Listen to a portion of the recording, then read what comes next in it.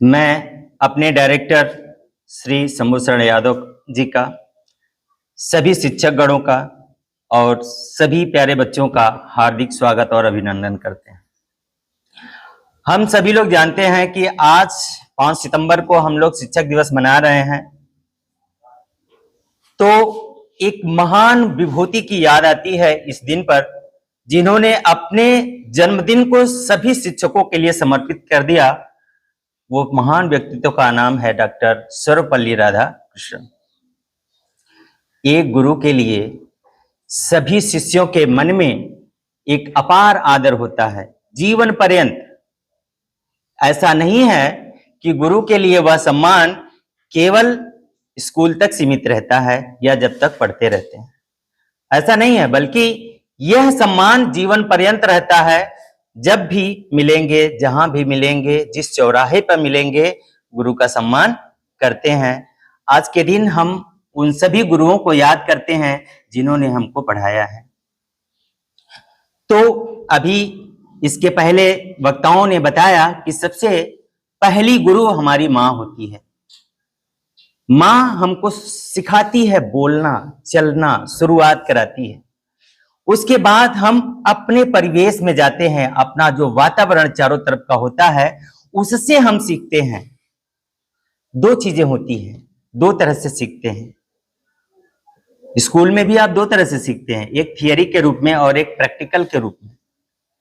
तो थियरी के रूप में आप जो सीखते हैं शायद उससे ज्यादा आपको समझ में नहीं आती, क्यों जो थियरी होती है, जो सिखाया जाता है, जो टीचर बताते हैं कि सभी विद्यार्थियों को अपने बड़ों का, अपने माता पिता का, अपने गुरुओं का सम्मान करना चाहिए, ये तो सिखाया जाता है।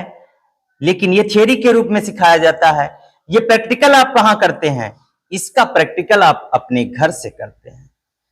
जिस घर में जैसा वातावरण होता है उसी के हिसाब से बच्चा सीखता है।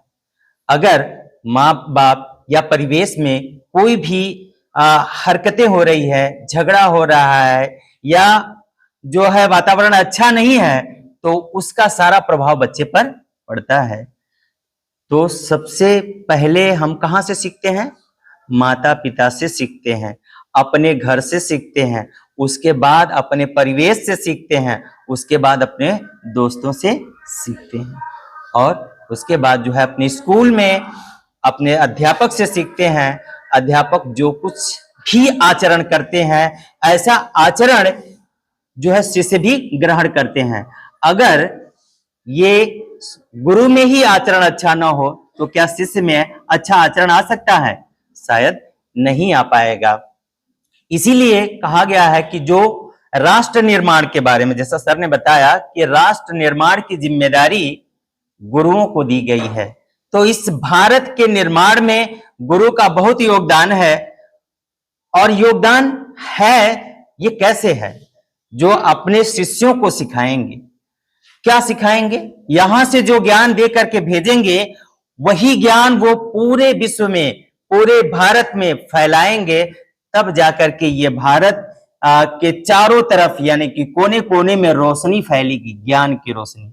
और जब ज्ञान की रोशनी फैलेगी तो ऑटोमेटिक सारे अंधकार दूर हो जाएंगे, जितनी भी बुराइयां हैं वो दूर हो जाएंगी। जैसे कि यहां पर सिखाया जाता है कि आप जाएंगे, यहां से शिक्षा लेने के बाद आगे बढ़ेंगे तो कोई आईएएस पीसीएस होगा, कोई जज होगा, कोई कुछ होगा, अपने अपने क्षेत्र में जाएंगे। तो वहां अगर कोई गरीब आता है तो आप क्या करेंगे? आपको न्याय करना है, उसके प्रति न्याय करना है। ऐसा भी बहुत देखा गया है कि जो 80,000 90,000 तनख्वाह पाने वाले लोग होते हैं, वो 400 रुपया दिहाड़ी मजदूरी करने वाले से भी घूस ले लेता है, तब उसकी आत्मा मर जाती है। ऐसा नहीं होना चाहिए। जो 80,000 कमा रहा है, 90,000 कमा रहा है, वो 400 रुपया कमाने वाले से भी घूस लेता है, तब उसकी शिक्षा किसी काम के नहीं रह जाती है। इसलिए आपको शिक्षा दी जाती है कि आप जाइए, घूस मत लीजिए। यानी कि जितने भी भ्रष्टाचार हैं, कहां से पनप रहे हैं? ये पहले से पनपे हुए हैं, इनकी जड़ें बहुत मजबूत हैं। इसलिए आपको शिक्षित किया जाता है, यहां से बताया जाता है कि आप जाइए और इस भ्रष्टाचार को खत्म कर दीजिए। जब तक ये भ्रष्टाचार खत्म नहीं होगा तब तक देश में ये गरीबी ऐसे ही बनी रहेगी, अशिक्षा बना रहेगा, दूसरे लोग हम पर शासन करते रहेंगे, ये नेता लोग हमको जो है बेवकूफ बनाते रहेंगे। कुछ लोगों को और भी जिम्मेदारी दी गई है, लेकिन शायद वो जिम्मेदारी अपनी अच्छी तरह से निभा नहीं रहे हैं।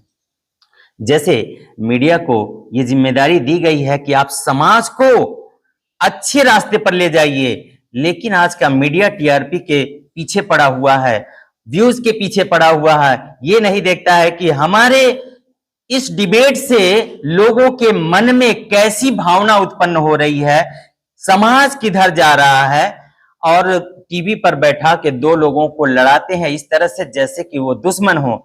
और यहाँ पार्टियों के रूप में जो नेता जो हैं, तो ये तो राजनीति की एक बुराई है ही कि राजनीति है लोगों को बांटती है, क्षेत्रवाद में बांटती है, भाषावाद में बांटती है, कई तरह से लोगों को पार्टियों में बांटती है।